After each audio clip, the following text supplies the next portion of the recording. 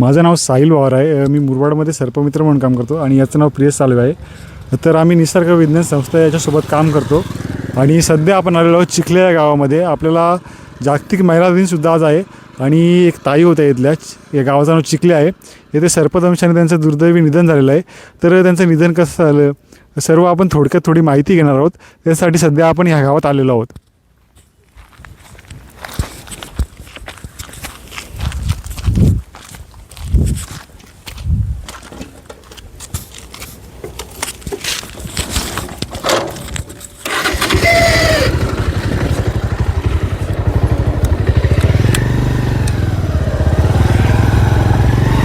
तर नमस्कार मित्रांनो, आज आपण जागतिक महिला दिन आहे. त्याच्यानिमित्त आपल्याला एक सर्पदंशाची केस माहीत झाली. ताई, आपण सध्या कुठल्या गावात आहोत? चिखले या गावात आलेलो आहोत आपण. आणि ज्या ताई वारल्या त्या तुमच्या नातं काय लागत होते? सासूबाई. तर यांच्या सासू म्हणजे एक प्रकारे आई, त्यांचं सर्पदंशाने दुःखद निधन झालेलं आहे.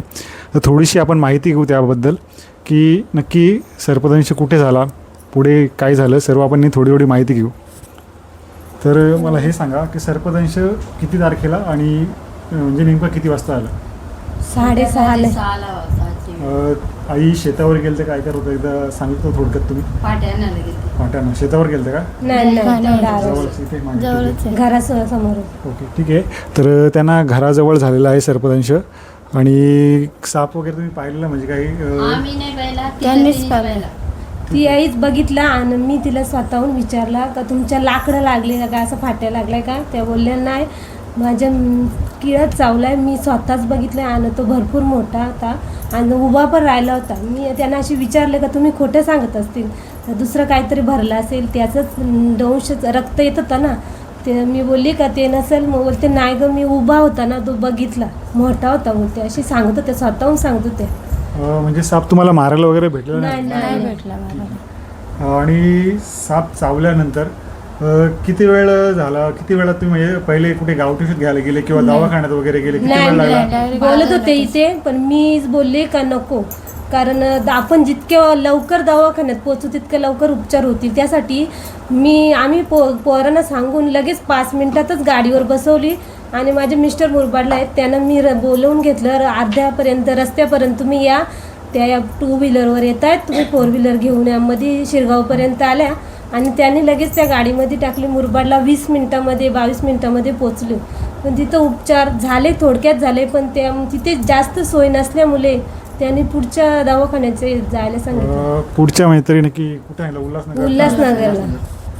ठीक आहे. आणि आणखी काय डॉक्टरांची जे गैरसोय दुसरं काही? हां, तिथे जर व्हेंटिलेटर असतात तर आज त्यांचा उपचार व्यवस्थित झाला असतं आणि त्या राहिल्या असतात तरी निदान. मध्ये जाताच रस्त्याला त्यांच्या असं झालं. त्यामुळे असं कोणाचे होऊ नये आणि याची सोयी सरकारी दवाखान्यामध्ये व्हावं अशी आमची इच्छा आहे. आमच्यासोबत झालं आहे असं दुसऱ्या कोणासोबत होऊ नये अशी आमची इच्छा आहे. ठीक आहे. तर थोडक्यात आपण माहिती घेतली आणि तेच जागतिक महिला दिना सर्वांना शुभेच्छा, एवढंच बोलेल मी.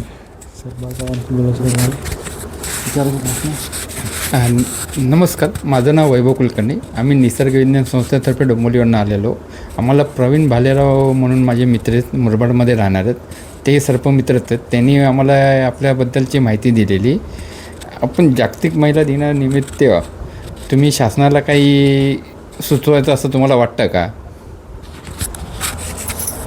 आपल्या सरकारी दवाखान्यामध्ये जर अशी व्हेंटिलेटरची जर सुविधा झाली तर चांगलं होईल. कारण अशी एखादी महिला जर पुढच्या दवाखान्यात जर नेण्यात येते आणि तिचा रस्त्यात जर असं होऊ शकतं, तर मग आपल्या दवाखान्यात त्याची सोय का होऊ नये याची आम्हाला शासनाकडे अशी मागणीच आहे का आम्हाला पाहिजे, व्हेंटिलेटरची सुविधा पाहिजे, शासना द्यायला पाहिजे दवाखान्यामध्ये. ताईंचं असं म्हणणं आहे की जागतिक महिला दिनानिमित्त की शासनाने आपल्या इथे काही सोयीसुविधा द्याव्यात डॉक्टरांकडनं, की एक व्हेंटिलेटर किंवा एक ॲम्ब्युलन्स चांगली आहे अशा सोय आहेत. आम्ही आपली माहिती शासनापर्यंत नेण्याचा नक्की प्रयत्न करू आणि शासन जे काय निर्णय घेईल ते तुम्हाला सगळ्यांना दिसेलच त्या संदर्भात.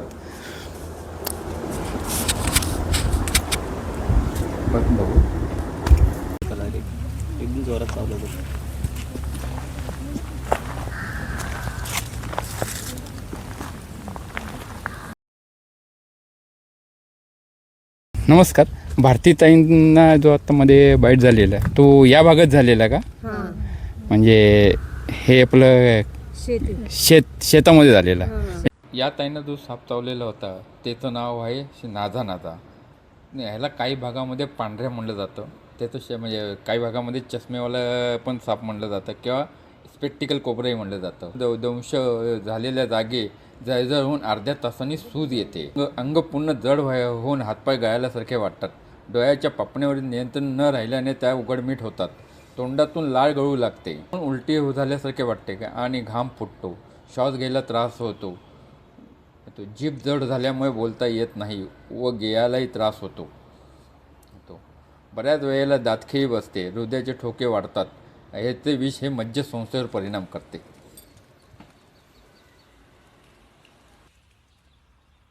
कोर्टामध्ये आणि राष्ट्रपती माननीय आणि माननीय पंतप्रधान यांच्याकडे आम्ही काही विषय नेलेले की सर्पविंचूदंशाने मृत्यू झाल्यास तर त्याच्या कुटुंबास काहीतरी मदत मिळाली पाहिजे. म्हणजे करता करवता जर कोणी गेलं तर त्यांना मदत मिळाली पाहिजे.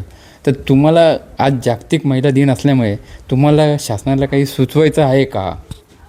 हो, सुचवायचं आहे ना. माझं नाव संगीता अनंता भोईर आणि मी भारती नारायण भोईर यांचं जे निधन झालं आहे त्यांची छोटी जाऊबाई आहे.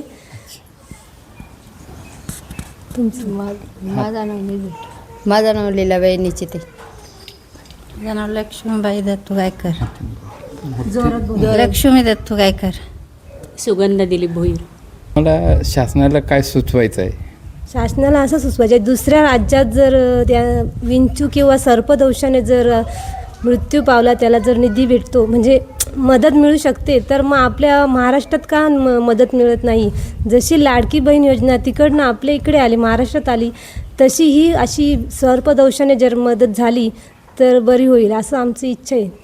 अच्छा, ताईंचं असं म्हणणं की काय, तसंच ताईंचं असं म्हणणं आहे की त्याप्रमाणे सर्पविंचूदंशाने जर मृत्यू झाला किंवा अपंगत्व आलं किंवा काही झालं तर तिथल्या राज्यामध्ये जर सरकार देतं तर मग आपल्या राज्यामध्ये का नाही द्यावं, असा ताईंचा शासनाला यांनी प्रश्न विचारलेला आहे. त्याबद्दल ताई आम्ही आपलं मनापासून धन्यवाद.